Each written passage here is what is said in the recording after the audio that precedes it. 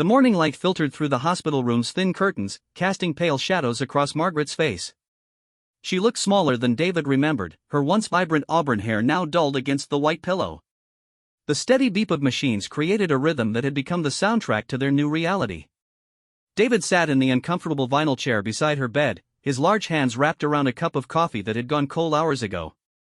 He hadn't slept properly in 3 days, not since the doctors had delivered the news that changed everything.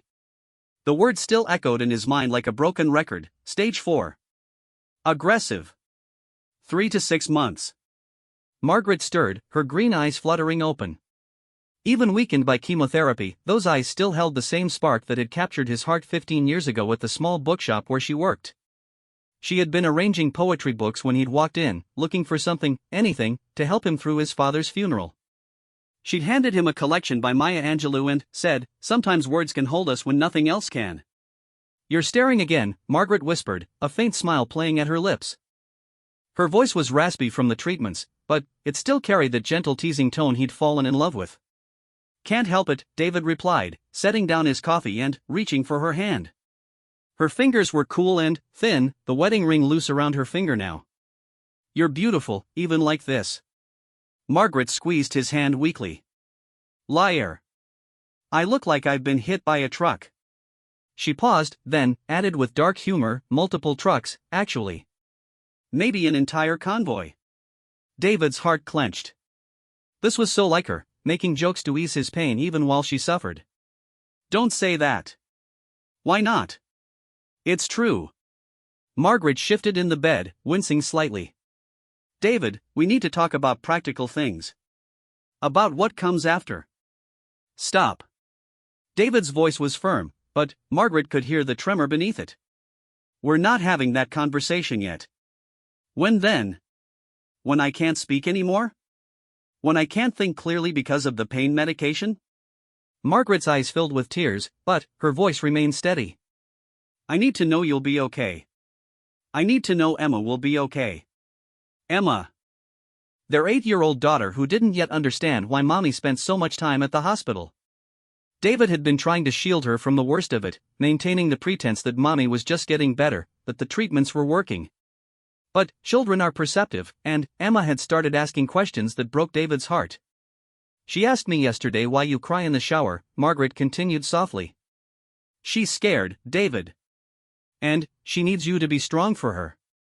David stood abruptly, walking to the window that overlooked the hospital parking lot. Cars came and went, people living their normal lives while his world crumbled. "I don't know how to do this without you," he admitted, his voice barely above a whisper. Margaret watched him, memorizing the set of his shoulders, the way his dark hair curled slightly at the nape of his neck, the way he stood with his hands in his pockets when he was trying not to break down. She had been memorizing everything lately, storing up moments like a squirrel preparing for winter. "Do you remember our first date?" she asked suddenly. David turned back to her, grateful for the change of subject. "The Italian restaurant downtown. You ordered the most expensive thing on the menu." "I was testing you," Margaret laughed, and, for a moment she sounded like her old self. "I wanted to see if you'd panic or make some comment about money. You ordered lobster ravioli and that fancy wine with the French name I couldn't pronounce. And you just smiled and ordered the same thing, even though I could tell you had no idea what it was. I was so nervous I probably would have agreed to eat live octopus if you'd suggested it." They sat in comfortable silence for a moment, remembering easier times. Margaret closed her eyes, and David thought she'd fallen asleep until she spoke again. "I want to go home, David. The doctor said maybe next week if your white blood cell count improves." "No," Margaret opened her eyes and looked directly at him. "I want to come home for good. I want to die in our bed, in our house, with our things around me." The word die hit David like a physical blow. They'd been dancing around it for weeks, using euphemisms like "when I'm gone" or "after," but Margaret had always avoided the stark reality of the word itself. "The hospice nurse can come to the house," Margaret continued, her voice growing stronger as she spoke. "Emma can sleep in our room when she wants to. You can work from home. We can have real food instead of this hospital nonsense." David felt like he was drowning. Part of him wanted to fight her decision, to insist they keep fighting, keep trying treatments. But a larger part knew she was right. The treatments weren't working. They were just prolonging her suffering while stealing precious time they could be spending together as a family. What about Emma's school? It's almost summer break anyway. She can go back in the fall when. Margaret paused. When things are different. A soft knock on the door interrupted them. Dr. Chen entered, her expression carefully neutral in the way doctors learn to master. Good morning, Margaret. How are you feeling today? Like I want to go home, Margaret replied directly. Dr. Chen glanced at David, who nodded slightly. They had discussed this possibility during one of their private conversations in the hallway. We can arrange that, Dr. Chen said gently. The palliative care team can set up everything you need at home. Pain management, nursing visits, all of it. Margaret's relief was visible. How soon? Give us a day or two to coordinate with the home health services. We want to make sure you're as comfortable as possible. After Dr. Chen left, Margaret reached for David's hand again. Call Emma. I want to tell her myself. David's phone felt heavy as he dialed their neighbor Mrs. Peterson, who had been watching Emma during the long hospital days. When Emma's excited voice came through the speaker, both parents smiled despite everything. Daddy! Is Mommy coming home today? David looked at Margaret, who nodded encouragingly. Yes, sweetheart. Mommy's coming home very soon. Can we have movie night? With popcorn and everything? Margaret gestured for the phone. David handed it to her, and she pressed it to her ear with both hands. We can have all the movie nights you want, baby girl. What movie should we watch first? David listened to his wife plan movie nights she might not live to see, making promises about activities that might never happen. But Margaret's face was animated in a way it hadn't been for weeks, and he realized this wasn't about false hope. It was about making every remaining moment count. After Emma hung up, promising to help Mrs. Peterson pack her favorite stuffed animals, Margaret leaned back against her pillows. I want to make her breakfast tomorrow morning. Real pancakes, not the frozen ones you've been giving her. Hey, those frozen pancakes are perfectly good pancakes. They're hockey pucks with syrup, David. They argued playfully about breakfast foods, and, for 20 minutes it felt almost normal. Almost like Margaret wasn't dying, like they were just another married couple having a silly disagreement about pancakes. But reality crept back in when Margaret dozed off mid-sentence, exhausted by the simple act of conversation. David watched her sleep and tried to imagine their house without her laugh echoing from the kitchen, without her reading to Emma before bed, without her warm presence beside him in the dark. The next morning brought a flurry of activity as they prepared for Margaret's homecoming. David spent hours on the phone with insurance companies, medical supply companies, and the hospice organization. Margaret's sister Sarah drove up from Portland, her face carefully composed but her red eyes betraying her grief. How is she really? Sarah asked David while Margaret was meeting with the discharge nurse. Scared, David answered honestly. But determined to do this her way. And you? David rubbed his eyes, feeling the weight of sleepless nights and impossible decisions. Terrified. I don't know how to take care of her at home. What if something goes wrong? What if she's in pain and I can't help? Sarah squeezed his shoulder. The nurses will teach you everything. And I'm staying for as long as you need me. When Margaret was finally wheeled down to the hospital entrance, Emma was waiting with Mrs. Peterson. The little girl ran to her mother, carefully avoiding the four-pole and oxygen tank that had become Margaret's constant companions. Mommy, you look different, Emma said, studying her mother's pale face with the brutal honesty of childhood. I am different, sweetheart. But I'm still your mommy, and I still love you more than all the stars in the sky. Emma seemed satisfied with this explanation and chattered excitedly about all the things they would do now that Mommy was coming home. She had made a list, complete with illustrations, pancakes, movie night, reading stories, playing dress-up, and teaching Mommy how to play the new video game she'd learned at school. The drive home was quiet except for Emma's running commentary on everything they passed. Margaret sat in the passenger seat, oxygen cannula in her nose, watching familiar neighborhoods roll by as if seeing them for the first time. Or maybe, David thought, seeing them for the last time. Their house looked smaller somehow when they pulled into the driveway. David had tried to prepare it as best he could, moving the bed downstairs to the living room so Margaret wouldn't have to manage the stairs. The hospice bed would arrive tomorrow, but, for tonight, they would make do with pillows and blankets on the couch. Emma ran ahead, throwing open the front door and calling out, "Welcome home, Mommy." Margaret paused at the threshold, breathing in the familiar scent of home, David's coffee, Emma's art supplies, the lavender sachets she kept in the linen closet. Simple smells that meant safety, love, belonging. "It's good to be home," she whispered, and meant it with every fiber of her being. That first night home was a mixture of joy and adjustment. Emma insisted on helping with everything, bringing her mother water, fluffing pillows, and providing a steady stream of 8-year-old conversation that kept them all distracted from the medical equipment now cluttering their living room. They did have movie night, though Margaret fell asleep halfway through The Princess Bride. Emma curled up beside her on the makeshift bed while David sat in his recliner, watching his two favorite people in the world. Margaret's breathing was shallow but steady, and, for the first time in weeks, she looked peaceful. As the credits rolled and Emma finally succumbed to sleep, David carefully covered both his girls with blankets. He stood there for a long time, memorizing the scene, his wife and daughter sleeping peacefully in the soft glow of the television, surrounded by all the comfortable chaos of home. Tomorrow would bring new challenges. The hospice bed, nursing visits, medication schedules, and the gradual adjustment to their new reality. But tonight, for this one perfect moment, they were just a family at home together. Margaret opened her eyes briefly, catching David watching them. She smiled and mouthed "I love you" before drifting back to sleep.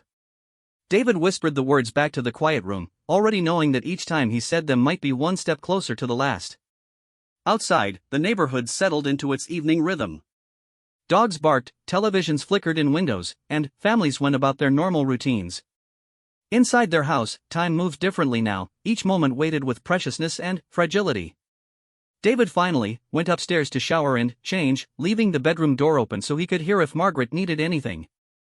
As the hot water washed away the hospital smell and the stress of the day, he allowed himself to cry for the first time since bringing her home.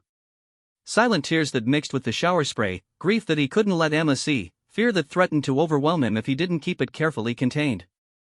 When he came back downstairs, Margaret was awake, watching Emma sleep beside her. "She's grown so much just in these few weeks," Margaret whispered. "Look how long her legs are getting." David settled into his chair, and they spent the next hour in quiet conversation about ordinary things, Emma's upcoming school projects, the garden that would need weeding, plans for Sarah's visit. Normal conversation that felt like the most precious gift in the world. As Margaret finally drifted off to sleep for the night, David realized that this was what she had meant about coming home. Not just to die in familiar surroundings, but to live fully in whatever time remained. To have pancakes and movie nights and bedtime stories. To be a mother and wife, not just a patient. He understood now that bringing her home wasn't about giving up. It was about choosing love over fear, moments over miracles, and the quiet courage of facing the unknown together. The hospice bed arrived on Tuesday morning with two cheerful delivery men who seemed determined to pretend this was just another furniture delivery. David helped them navigate the narrow hallway while Margaret supervised from her temporary spot on the couch, offering suggestions about placement and angle with the same attention to detail she'd once applied to redecorating their bedroom. "A little more to the left," she called out. "Emma likes to sit on that side, and she'll need room for all her stuffed animals." Emma bounced excitedly around the delivery men, treating the whole thing like an adventure. "Is this Mommy's new special bed? Can I sleep in it too?" "It's adjustable," one of the men explained kindly, demonstrating how the head and foot could raise and lower. "See? Your mom can sit up to read or lie flat when she wants to rest." Margaret smiled at Emma's fascination with the mechanical aspects, but David caught the shadow that crossed her face. The bed was a stark reminder of what was coming, even if it was dressed up in cheerful efficiency and Medicare-approved comfort features. After the delivery men left, Margaret insisted on testing every button and position. She called Emma over to help her figure out the controls, turning it into a game. "What do you think, Em? Is this good for reading stories? It's like a robot bed." Emma climbed up beside her mother, and they spent the next 20 minutes adjusting positions and giggling about the mechanical whirring sounds. David watched from the kitchen, pretending to organize medicine bottles while actually memorizing the sound of their laughter together. These moments of lightness were becoming precious islands of normalcy in an increasingly difficult landscape. That afternoon brought Linda, the hospice nurse who would become their lifeline over the coming weeks. She was a woman in her 50s with gentle hands and kind eyes that had clearly seen this journey many times before. She moved through their house with quiet confidence, checking Margaret's vitals, reviewing medications, and teaching David how to manage the more technical aspects of care. The morphine pump is your friend, Linda explained, showing David how to adjust dosages when Margaret's pain increased. Don't be afraid to use it. Comfort is the priority now. Margaret dozed during most of the consultation, exhausted by the morning's activities. Emma had gone to Mrs. Peterson's house for a playdate, giving the adults time to discuss the realities of what lay ahead. How long? David asked quietly while Margaret slept. Linda studied the chart, then looked up at him with practiced compassion. It's hard to say exactly. Her body is fighting hard, but the disease is aggressive. Weeks rather than months, I think. Maybe 6 to 8 weeks if we're fortunate. David felt the floor shift beneath him. Somehow, having a timeline made it real in a way all the medical terminology hadn't. 6 to 8 weeks. Summer would be ending when it happened. What should I tell Emma? The truth, in age-appropriate ways. Children are more resilient than we think, and they sense dishonesty. Margaret seems to have good instincts about how much to share. That evening, Sarah arrived from Portland with suitcases and groceries and the particular energy that Margaret's little sister had always brought to every situation. She swept into the house like a small tornado, hugging everyone and immediately beginning to reorganize their kitchen with military efficiency. You've been living on takeout and frozen dinners, she announced, pulling ingredients from bags. I'm making real food. Margaret needs nutrition, and so does everyone else. Margaret watched her sister's familiar bustling with amusement. Some things never change. You're still trying to take care of everyone. Someone has to. David looks like he hasn't slept in a month, and Emma told me on the phone that dinner last night was cereal and sadness. It was not sadness, David protested. It was Lucky Charms and mild despair. Completely different. Margaret laughed, the sound brightening the whole room. These moments of humor were lifelines, ways to breathe normally in the midst of everything heavy. Sarah cooked dinner while Emma helped Margaret with a puzzle on the adjustable bed. David found himself moving between the kitchen and living room, unwilling to miss any conversation but also drawn to help Sarah, who was clearly processing her own grief through aggressive meal preparation. She looks so small, Sarah said quietly while chopping vegetables. I know you said she'd lost weight, but seeing her. I know. David organized plates that didn't need organizing. Some days are better than others. Today was actually pretty good. How are you holding up? Really? David considered lying, giving the brave, strong husband response that everyone seemed to expect. Instead, he found himself telling Sarah the truth. I wake up every morning hoping this is all a nightmare. I keep waiting for someone to tell us there was a mistake, that the scans got mixed up with someone else's. I don't know how to be a widower, Sarah. I don't know how to raise Emma alone. Sarah stopped chopping and really looked at him. You won't be alone. You have family. Margaret has given you 8 years of love and wisdom, and that doesn't disappear when she does. Dinner was a revelation. Sarah had made Margaret's favorite chicken and dumplings, a recipe from their childhood that involved 3 hours of slow cooking and more butter than any modern nutritionist would approve of. Margaret managed half a bowl, more than she'd eaten at one sitting in weeks. It tastes like Sunday dinners at Mom and Dad's, Margaret said, tears in her eyes. I can practically hear Dad complaining about the football game and Mom fussing over whether we're eating enough. Mom would have had 17 side dishes for a simple Tuesday dinner, Sarah laughed. Remember how she'd panic if we only had 3 vegetables? Emma listened to stories about her grandparents, soaking up family history that Margaret suddenly felt urgent about sharing. They talked about Christmas mornings and summer vacations, about Sarah's teenage rebellion phase and Margaret's straight-A perfectionism, about the time they tried to surprise their parents with breakfast in bed and nearly burned down the kitchen. After Emma went to bed, the 3 adults sat in the living room with cups of tea, the conversation gradually shifting to more serious topics. Margaret had a list, it turned out. Things she wanted to make sure happened after she was gone. Emma's college fund is set up, but I want to add a letter for her 18th birthday. And one for her wedding day, if she chooses to get married. Margaret's voice was matter-of-fact, but her hands shook slightly as she spoke. There's a jewelry box in my closet with things I want her to have at different ages. I've written it all out. David felt that familiar sensation of the ground shifting beneath him. This was Margaret, always practical, always organized, planning for a future she wouldn't see. "What about Christmas?" Sarah asked. "And birthdays?" "I've already bought Emma's birthday gifts for the next 3 years. They're in the storage room upstairs, labeled by age. David knows where everything is." Margaret looked at her husband. "I wanted to write letters too, but I thought, maybe video messages would be better. She could see my face when I give her advice about friends or school or boys." The idea of Emma watching videos of her mother years from now, seeking guidance from someone who could never respond, was almost too painful to contemplate. But David understood the gift Margaret was trying to give their daughter. Over the next few days, they developed new routines. Margaret's energy came in waves, good hours mixed with times when she could barely stay awake. During her alert periods, she threw herself into creating memories and finishing projects with an intensity that both inspired and worried David. She recorded dozens of videos for Emma, covering everything from homework help to dating advice to general life wisdom. She worked on a scrapbook with photos and stories from Emma's early years, adding her own commentary and memories to each page. "Tell me about the day she was born again," Margaret said one afternoon while they worked together on the scrapbook. "I want to make sure I get all the details right." David found himself recounting stories Margaret knew by heart: how she'd insisted on organizing their hospital bag 3 times during early labor, how she'd worried about whether they'd brought enough blankets, how Emma had arrived 2 weeks early but perfectly healthy, with Margaret's green eyes and David's stubborn chin. "You cried more than I did," Margaret remembered. "The nurses thought you might pass out. I'd never seen anything so beautiful in my life. Either of you." Margaret smiled and added another photo to the scrapbook, this one of David holding newborn Emma with an expression of absolute wonder on his face. Emma adapted to their new normal with the flexibility of childhood. She learned to be quieter during mommy's nap times and became an expert at operating the bed controls. She appointed herself chief nurse, bringing Margaret water and adjusting pillows with 8-year-old seriousness.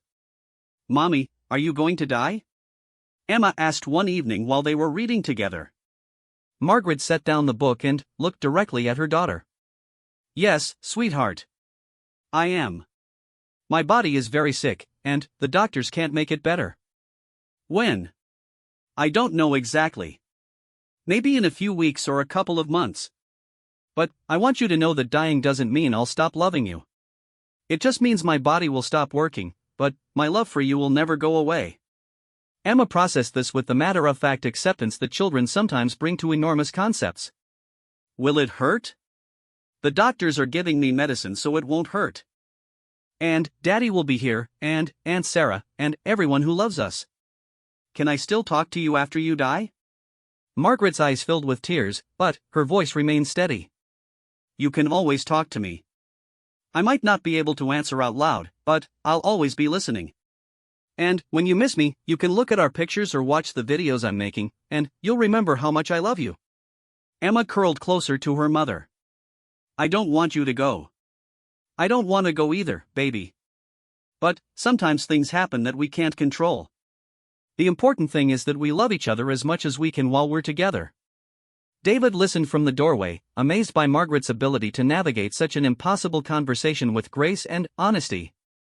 He would never have found those words, would have stumbled over platitudes and false reassurances. That night, after Emma was asleep, Margaret and David lay together in the hospice bed, talking quietly about everything and nothing. These nighttime conversations had become their most precious time together, when the house was quiet and they could pretend, for a few hours, that this was just another ordinary evening.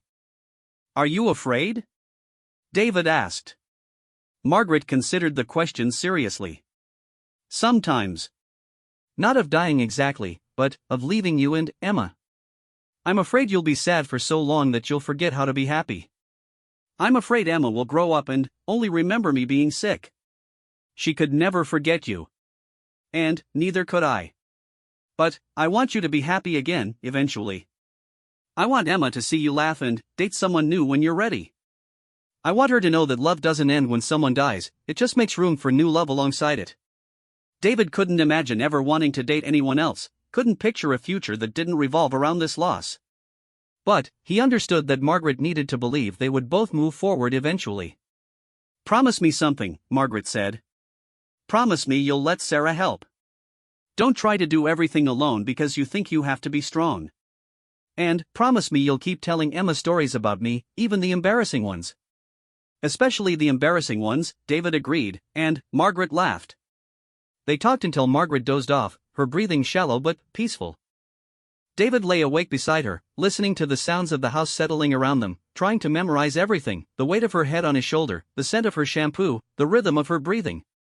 Outside, the summer night was warm and full of ordinary sounds: crickets, a neighbor's dog barking, teenagers laughing as they walked down the street.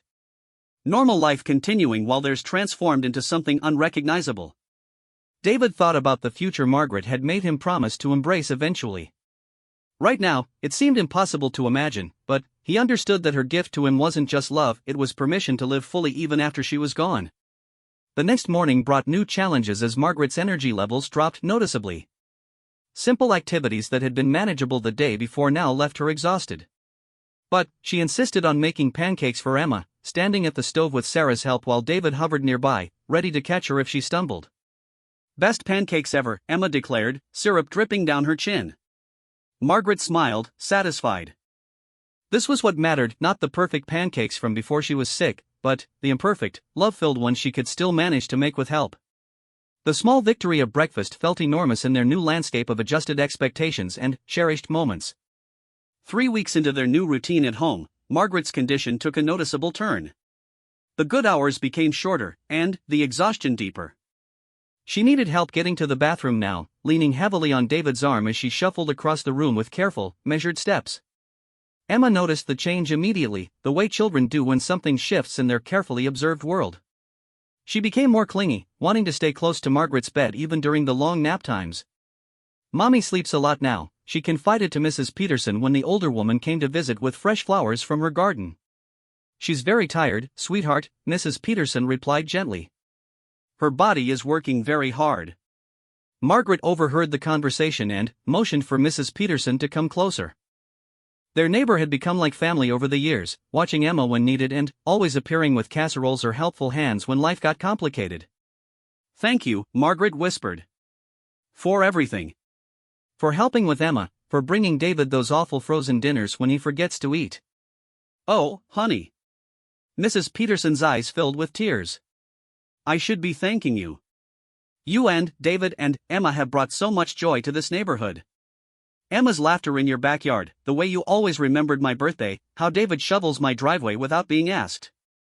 These conversations were happening more frequently now.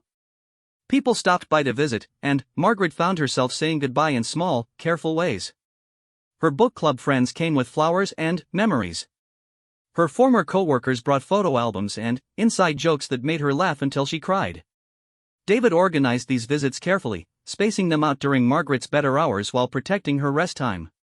He watched her give pieces of herself to everyone who mattered, sharing memories and expressing gratitude with the focused intensity of someone who knew their time was limited. "I need to call my parents," Margaret said one afternoon after a particularly draining but joyful visit from her college roommate. Margaret's parents lived in Florida now, retired and dealing with their own health issues. They'd visited once since her diagnosis, a difficult week filled with her mother's barely contained hysteria and her father's grim determination to fix something that couldn't be fixed. The phone call was scheduled for Emma's nap time, giving Margaret privacy for what she knew would be an emotionally devastating conversation. David sat beside her, holding her hand while she dialed the familiar number. "Hi, Mom." David could hear his mother-in-law's sharp intake of breath, the way Margaret's voice had changed since their last call. Weaker, more breathy, with longer pauses between sentences. "How are you feeling today, sweetheart?" "I'm okay, Mom. Tired but okay." "Is Dad there?" "I want to talk to both of you." The conversation lasted nearly an hour, with Margaret reassuring her parents that she was comfortable, that David was taking good care of her, that Emma was handling everything with remarkable strength. She listened to her father cry quietly in the background while her mother tried to maintain composure by focusing on practical details. "I need you to know something," Margaret said near the end of the call. "I'm not afraid. I'm sad to leave everyone, but I'm not afraid. And I need you both to take care of yourselves and be there for David and Emma after I'm gone." After she hung up, Margaret was exhausted but also relieved. "That was harder than I thought it would be." "You gave them permission to let go," David observed. "That was a gift." Margaret nodded. I think parents shouldn't have to watch their children die. It goes against the natural order of things. But I needed them to know I'll be okay. That evening, Emma helped Margaret record a special video message for her grandparents. Margaret wanted them to have something they could watch when they missed her, something that captured her voice and her love for them. "Hi, Grandma and Grandpa," Margaret said to David's phone camera, with Emma snuggled beside her on the bed. "I wanted you to see how happy Emma and I are, even though things are difficult right now." Emma waved enthusiastically at the camera. "We're making pancakes tomorrow. Aunt Sarah is teaching me the secret ingredient." "The secret ingredient is love," Margaret said, kissing the top of Emma's head. "That's what makes everything taste better." They recorded several short videos that evening, some serious and some silly. Emma performed her latest dance moves while Margaret provided enthusiastic commentary. They sang Margaret's favorite lullaby together, their voices harmonizing in the way they'd practiced during countless bedtime routines. Later that week, Linda arrived for her regular check-in with news that the family had been dreading but expecting. Margaret's vital signs were declining more rapidly than anticipated. "We might want to think about increasing the pain medication," Linda said gently. "And perhaps having some additional conversations with Emma." David felt the familiar sensation of time compressing, the future rushing toward them faster than he'd prepared for. Margaret had been stable for weeks, and he'd allowed himself to imagine they might have the full summer together. "How much time?" he asked. "Days to a couple of weeks," Linda replied. "I've seen people rally and last longer than expected, but I think it's time to prepare for the end." That night, after Emma was asleep, Margaret and David had the conversation they'd both been avoiding. "I want to write letters," Margaret said. "Real ones, in my handwriting, for you to give Emma when she needs them." Despite her weakness, Margaret spent the next few days writing in a journal with shaking hands. Letters for Emma's first heartbreak, graduation day, wedding day if she chose to marry, the birth of her first child if she wanted children. Advice and encouragement for moments Margaret would never witness.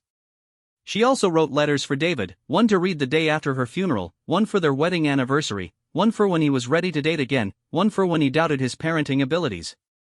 "Don't read them until the right time," Margaret instructed, sealing each letter in its own envelope with careful labels. "Some of these are for years from now." Sarah helped with the letters when Margaret's hands became too tired to continue. Margaret would dictate while her sister transcribed, both women crying quietly as they worked on this final project together. Emma sensed the increased urgency around the house without fully understanding it. She spent more time cuddled against Margaret, as if her physical presence could somehow slow down what was happening. "Mommy, why is everyone so sad?" Emma asked one afternoon. "Because we love each other so much," Margaret replied. "Sometimes when we love someone very much, it makes us sad to think about not being together anymore." "But you said your love doesn't go away even after you die." "That's right, it doesn't. But we'll still miss being together in the ways we're together now. Like hugging and talking and reading stories." Emma considered this. "So it's okay to be sad?" "It's very okay to be sad. Sadness is how we honor love. When you miss me, that's your heart remembering how much we love each other." These philosophical discussions between Margaret and Emma amazed David.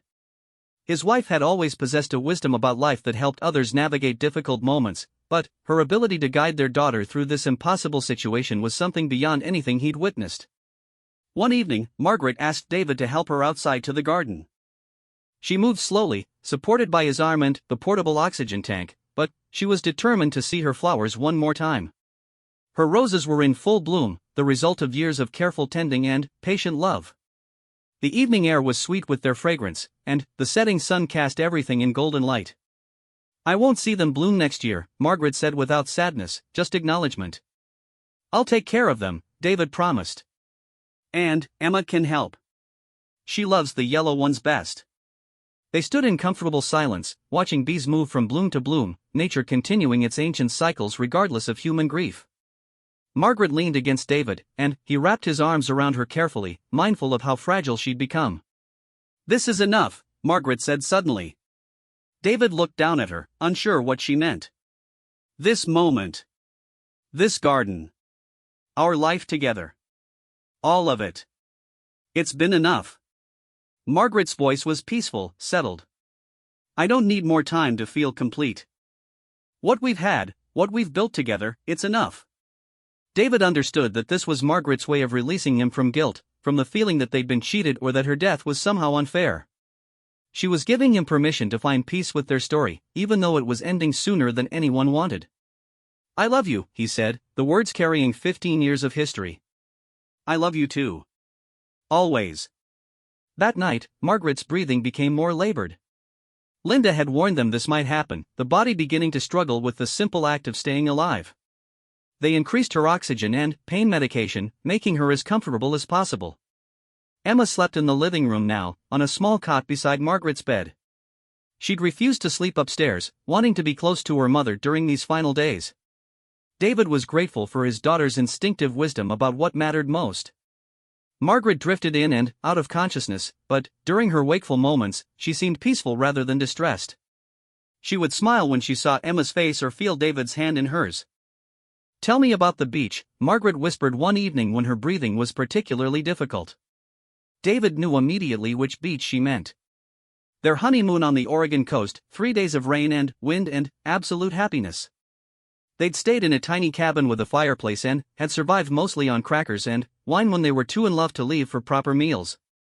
The waves were enormous, David began, his voice soft in the lamplight. You were afraid they'd knock you over, but you made me walk with you anyway. Cold water, Margaret murmured, smiling slightly. Freezing. But you said you wanted to feel the Pacific Ocean, so we stood there like idiots getting soaked by every wave. Emma, who had heard this story many times, curled closer to her parents. Tell about the seashells. Your mom collected seashells like they were treasure, David continued. We must have spent hours walking up and down that beach while she found the perfect ones. Still have them, Margaret whispered. Jewelry box. David did know about the seashells, carefully preserved in a small wooden box that Margaret occasionally took out to show Emma. Another gift waiting to be discovered in the years ahead. Margaret slept peacefully that night, her breathing steady with the help of the oxygen. David dozed fitfully in his recliner, waking every hour to check on her, to make sure she was still there. Sarah had been staying in Emma's room upstairs, but she came down early to start coffee and begin what had become their morning routine. Check Margaret's vitals, adjust medication if needed, help with basic care, then try to maintain some normalcy for Emma. But when Sarah approached Margaret's bed that morning, she immediately knew something had changed. Margaret's breathing was different, shallower, with longer pauses between breaths. David, Sarah called softly. He was awake instantly, moving to Margaret's side. Her eyes were closed, but she was still breathing, still present. Is this it? He asked Linda when she arrived an hour later. I think so, Linda confirmed gently. Her body is starting to let go. Emma woke up and immediately sensed the change in atmosphere.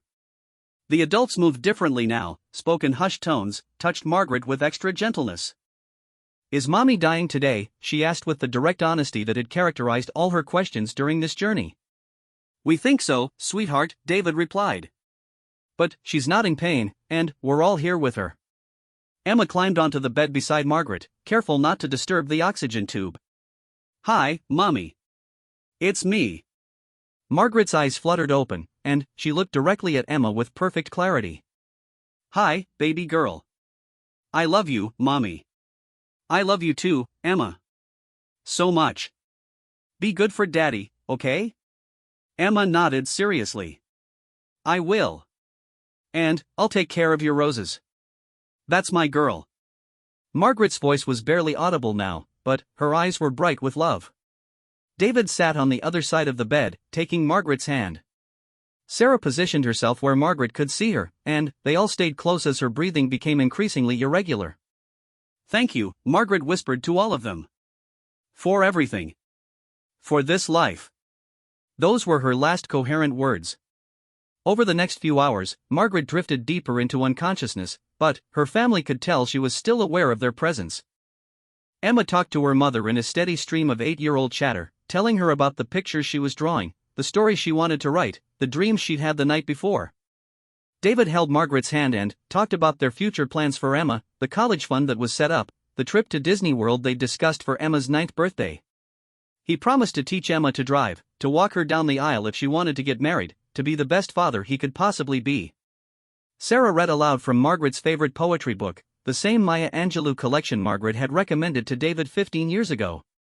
The words created a peaceful soundtrack to the afternoon, familiar rhythms that seemed to comfort everyone in the room.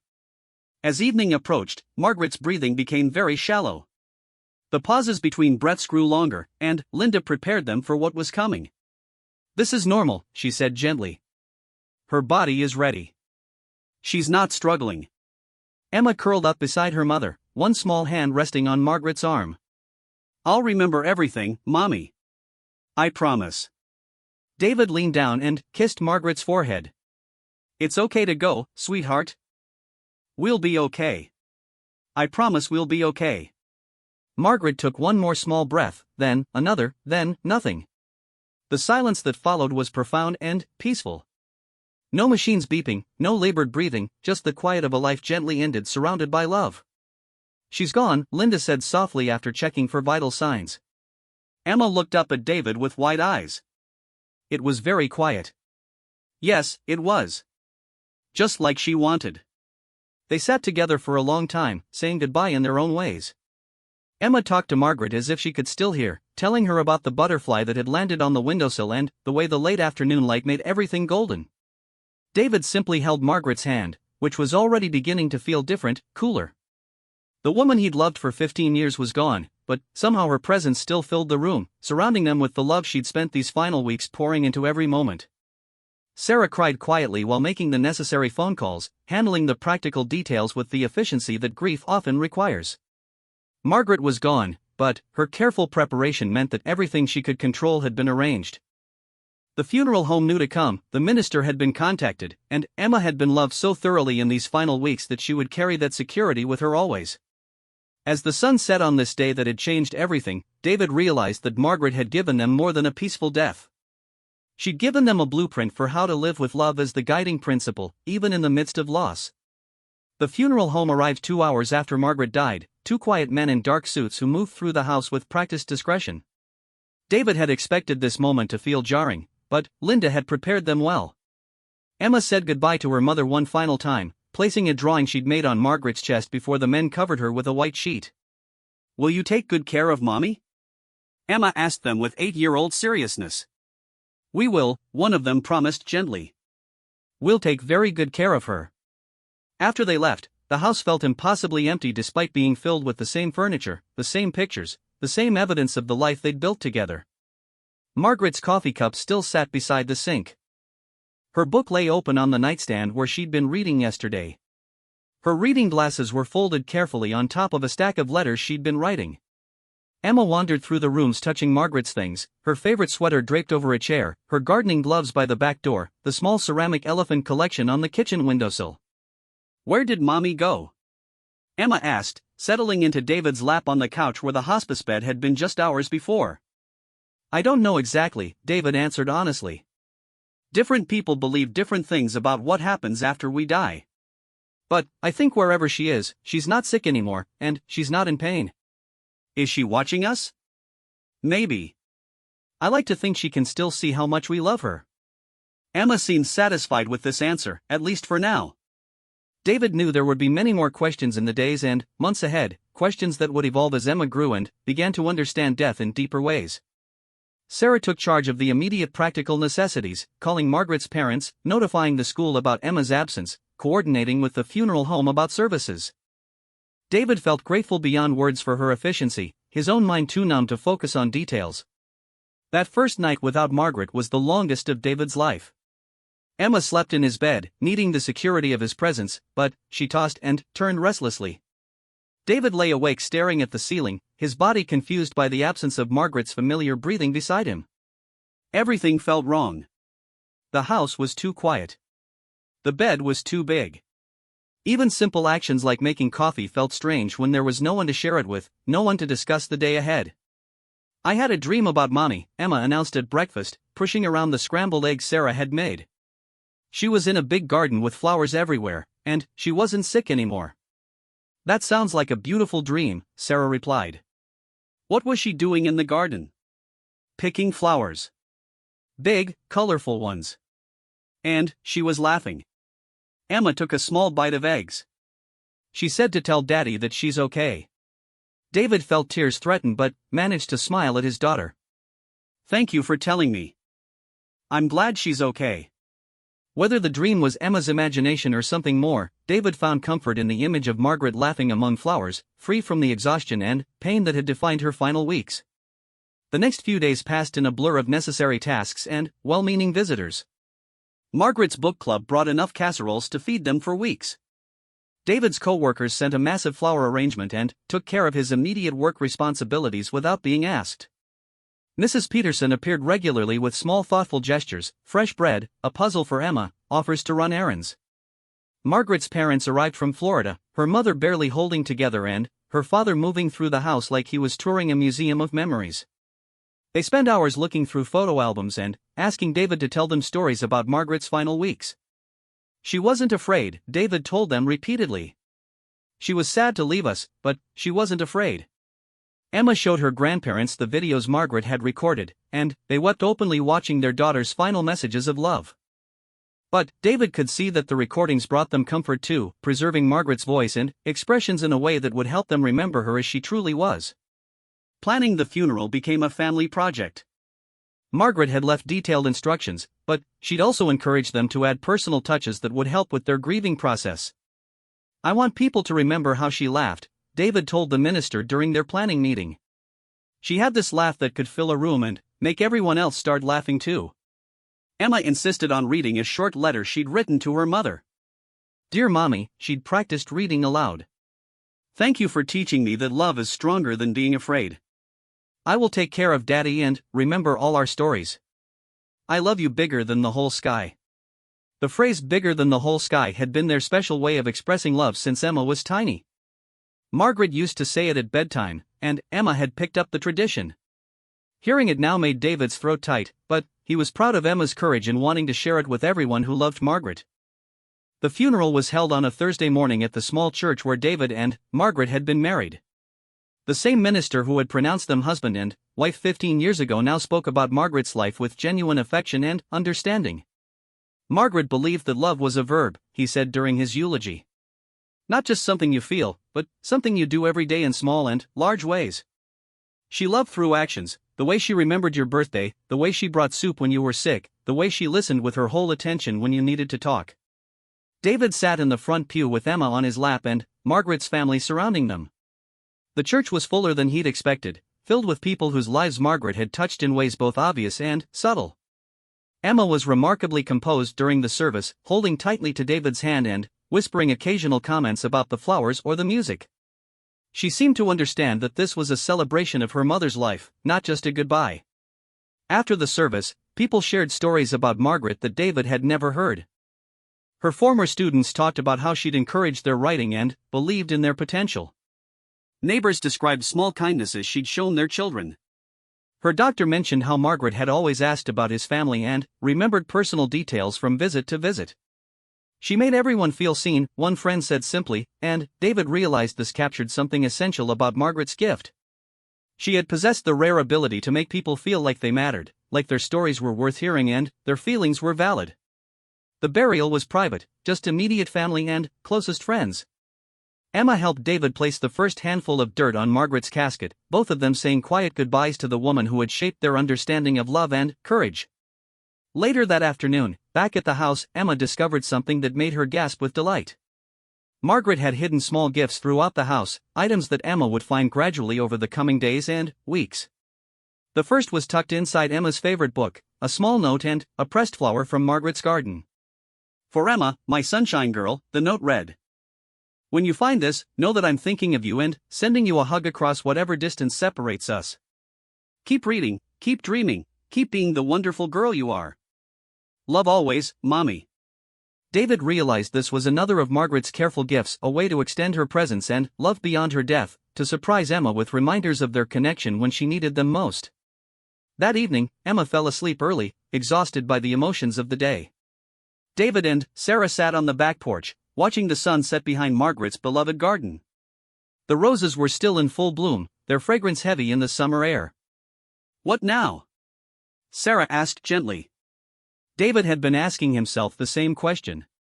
The funeral was over, the immediate crisis had passed, and now they faced the long work of building a new normal without Margaret.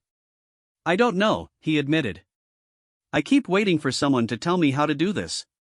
One day at a time, I think. Some days might be 1 hour at a time." David nodded.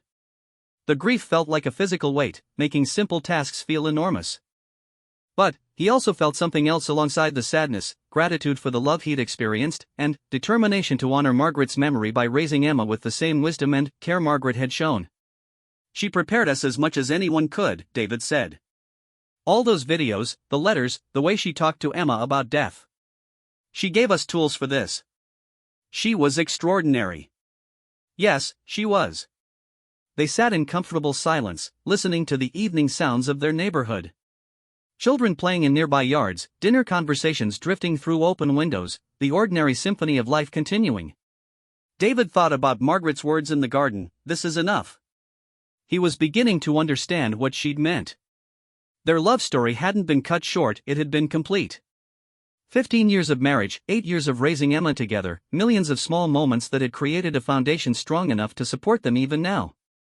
The next morning brought new challenges as David tried to establish routines without Margaret's organizing presence. Emma needed breakfast, clean clothes, activities to fill the long summer days.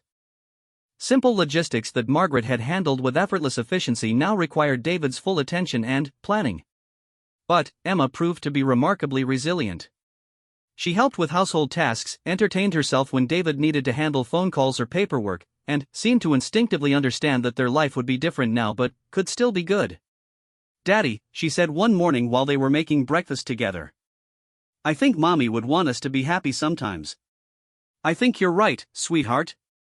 So it's okay if we laugh and have fun, even though we miss her?" David knelt down to Emma's level, amazed by his daughter's emotional wisdom. "It's more than okay. I think Mommy would be sad if we were sad all the time. She wants us to remember the happy parts too." Emma nodded seriously. "Then, let's have pancakes for breakfast. The good kind, not the frozen ones." Making pancakes became their new morning tradition, a small way of honoring Margaret's memory while creating their own new routines. Emma proved to be a surprisingly good helper, measuring ingredients with careful precision and flipping pancakes with increasing skill. David began reading Margaret's letters during quiet moments when Emma was asleep or playing. The first one, marked to read the day after the funeral, contained practical advice about Emma's needs and daily routines, but it also contained something more precious: Margaret's absolute faith in his ability to be the father Emma needed. "You are already everything Emma needs," Margaret had written. "Your love, your steadiness, your terrible sense of humor that makes her giggle, these things don't disappear because I'm gone. Trust yourself. Trust the foundation we built together. Emma will be okay because you will make sure she's okay." 3 weeks after the funeral, Emma found another hidden gift, a small jewelry box tucked behind her stuffed animals with a note explaining that it contained a pair of Margaret's earrings for Emma to wear when she was older. "Mommy is still taking care of me," Emma said with satisfaction, holding the earrings up to the light. David realized this was true in ways both large and small. Margaret's influence would continue shaping their lives for years to come through the values she'd instilled, the memories she'd created, and the careful preparation she'd made for their future without her. The hardest moments came unexpectedly: reaching for his phone to call Margaret with good news, setting 3 places at the dinner table out of habit, waking up in the middle of the night and momentarily forgetting she was gone. Each small reminder of her absence felt like losing her again. But there were also unexpected moments of comfort: finding notes Margaret had hidden in his work files, discovering she'd already bought Emma's school supplies for the upcoming year, realizing that her careful planning extended far into the future and would continue easing their path for months to come. David began to understand that grief wasn't something to get over or move past.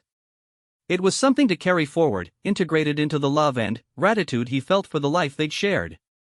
Margaret's death had ended their physical relationship, but it hadn't ended their connection or the influence she would continue to have on their family.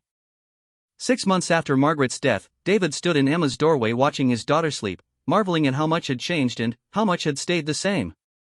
Emma still slept with the stuffed rabbit Margaret had given her for her first birthday, but she'd also added new comfort items: a photo of Margaret in a small frame beside her bed and a journal where she wrote letters to her mother about her days. The house had evolved too. Margaret's clothes still hung in their bedroom closet. David wasn't ready to part with them yet, but other spaces had been reorganized around their new reality. The living room no longer looked like a hospital room. Emma's art supplies had spread to the kitchen table where Margaret used to pay bills. David had learned to cook actual meals beyond frozen dinners and takeout. Emma's resilience continued to amaze him. She had good days and difficult ones, but she developed her own ways of staying connected to Margaret's memory. She talked to Margaret's photos regularly, worked in the garden with an intensity that reminded David of his wife, and had started a collection of smooth rocks that she called Mommy Stones because Margaret had always picked up interesting rocks during their walks. "Daddy, I had another dream about Mommy," Emma announced over breakfast one morning in early spring. These dream visits had continued sporadically, always comforting Emma and, by extension, David.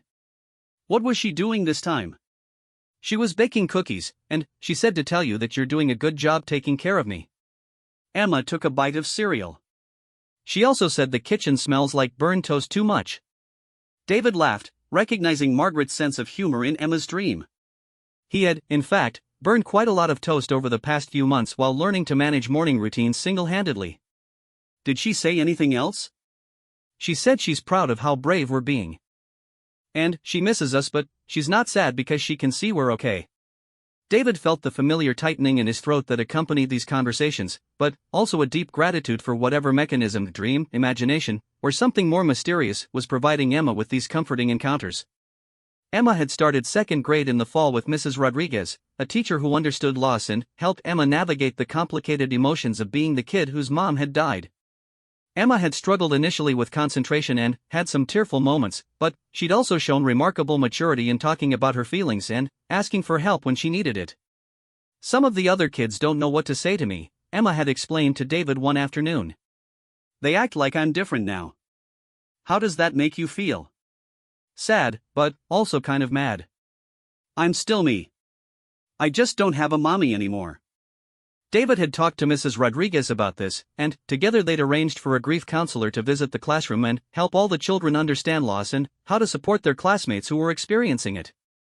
Emma had also found an unexpected friend in Sophia, a third grader whose father had died in a car accident the previous year. The two girls bonded over their shared understanding of what it felt like to have a parent die, comparing notes on dreams, memories, and the strange things adults sometimes said when they were trying to be helpful. "Sophia says her daddy visits her in dreams too," Emma told David. "And she says it's okay that sometimes I forget what Mommy's voice sounded like." David had been worried about this particular fear of Emma's. They watched Margaret's videos regularly, but Emma had confided that sometimes she couldn't remember her mother's voice when she wasn't listening to the recordings. "That's normal," David assured her. "I sometimes have trouble remembering exactly how Mommy laughed. But then, I see something that reminds me, and it all comes back." "Like how?" "Like when you giggle at your own jokes the same way Mommy used to. Or when you get that determined look on your face when you're working on something difficult." Emma seemed reassured by this explanation, by the idea that Margaret lived on in the everyday expressions and gestures that Emma had inherited.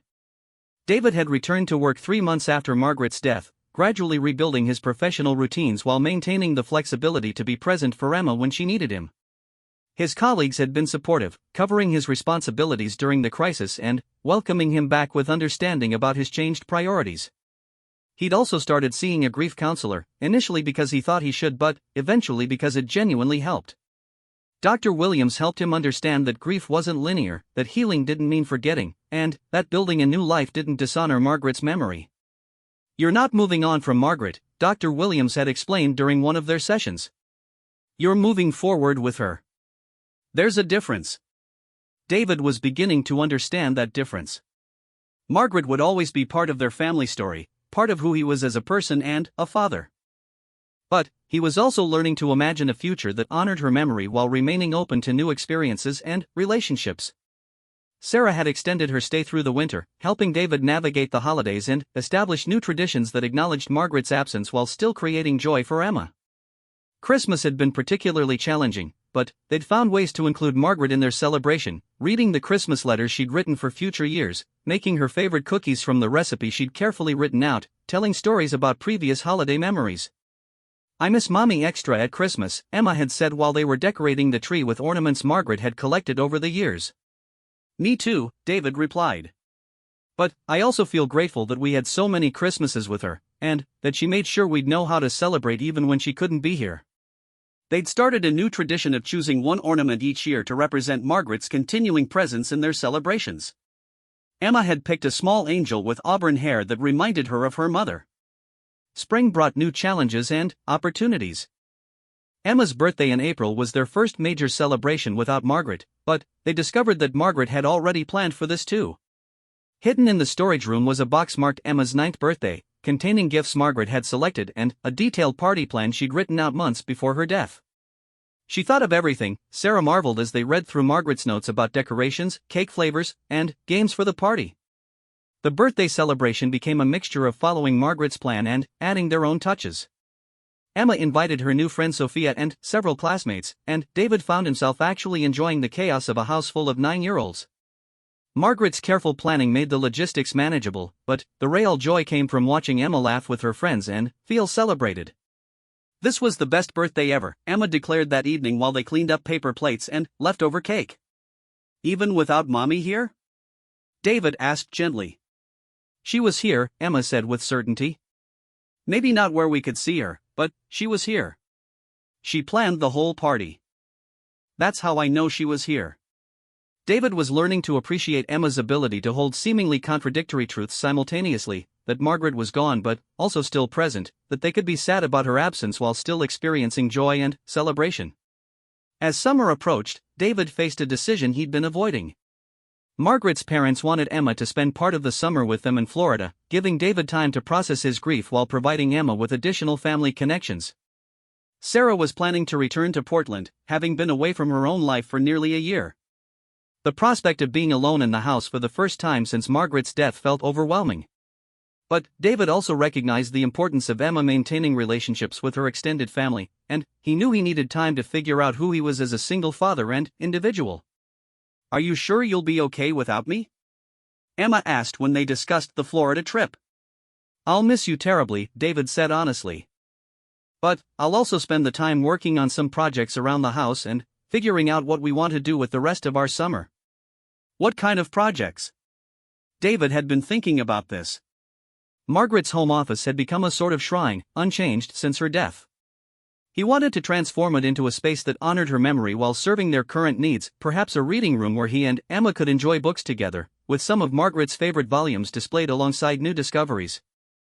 "I want to organize Mommy's books and create a special reading space where we can go when we want to feel close to her." Emma's eyes lit up. "Can we put the big comfortable chair in there? The one where she used to read to me?" "Absolutely."